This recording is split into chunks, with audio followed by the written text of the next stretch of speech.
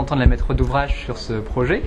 Le maître d'ouvrage était Mobilwood. Donc Mobilwood, on fait de l'agencement en bois massif pour les magasins.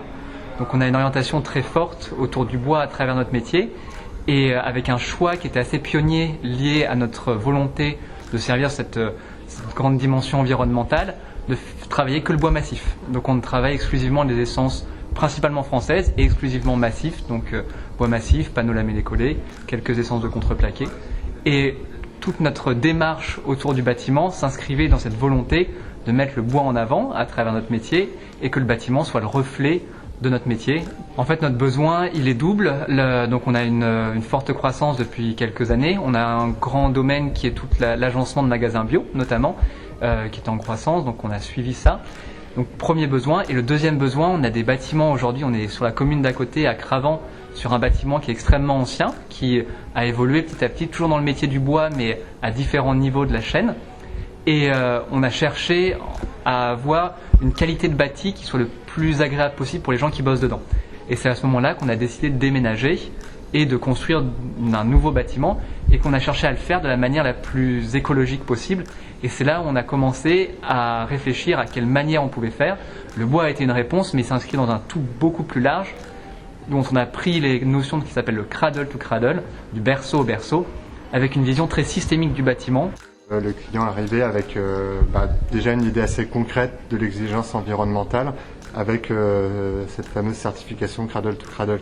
Forcément, la réponse est la construction bois, mais pas que. C'est-à-dire on a été rentré dans le détail de énormément d'autres matériaux, de vraiment aller chercher localement, biosourcés, etc. Et surtout, il y a aussi des matériaux qui sont totalement proscrits dans le Cradle to Cradle. On pense notamment au PVC, tout ce qui est issu de la pétrochimie, etc. Et moi, j'aime toujours rappeler, c'est quand ils nous ont choisi, le mot d'ordre, c'était on veut un bâtiment, sobriété heureuse.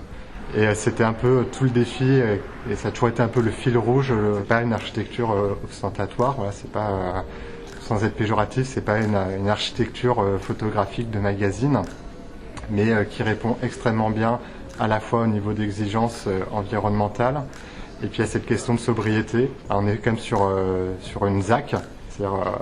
Initialement, on aurait dû avoir du bâti industriel un peu classique, etc. Le but, c'était pas de dire non, on va faire complètement autre chose.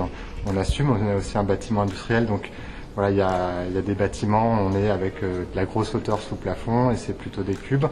Mais c'était d'essayer de casser un petit peu cette architecture industrielle. Et c'est pour ça qu'on a plutôt une vision, on a des pans de toiture qui rappellent plutôt une architecture vernaculaire. Dans le cradle to cradle, il y a quand même cette idée que chaque matériau est une ressource potentielle pour plus tard, que chaque matériau a une vraie valeur. C'est pour ça que tout le bâtiment a été pensé de manière démontable. C'est-à-dire on a complètement proscrit tout ce qui est un peu panneau sandwich avec des matériaux collés les uns aux autres. Il y a vraiment eu un travail assez fin qui a été fait aussi avec les entreprises sur comment je mets en œuvre les matériaux et le jour où on devrait déconstruire ou si on a des rénovations à faire. Voilà, on sait qu'au bout de 10 ans, 15 ans, il y a certains matériaux à changer, qu'on puisse très facilement le faire et sortir ces matériaux pour essayer de les revaloriser. Les matériaux qui étaient plutôt techniques, les lots techniques, c'était vraiment un travail sur la démontabilité.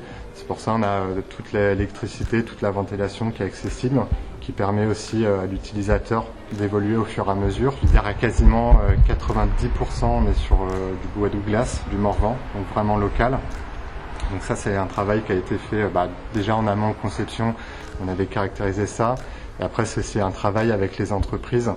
Donc c'est un charpentier qui est à une vingtaine de kilomètres d'ici, qui a tout fait et qui a cherché tous ses approvisionnements. Sur les bâtiments industriels, on a des très grandes portées. On a fait même des lamellés collés en Douglas du Morvan. En fait, on a emménagé très récemment dans le bâtiment, ça fait quelques mois et quelques semaines pour la majorité des gens. Donc les retours pour l'instant sont très positifs.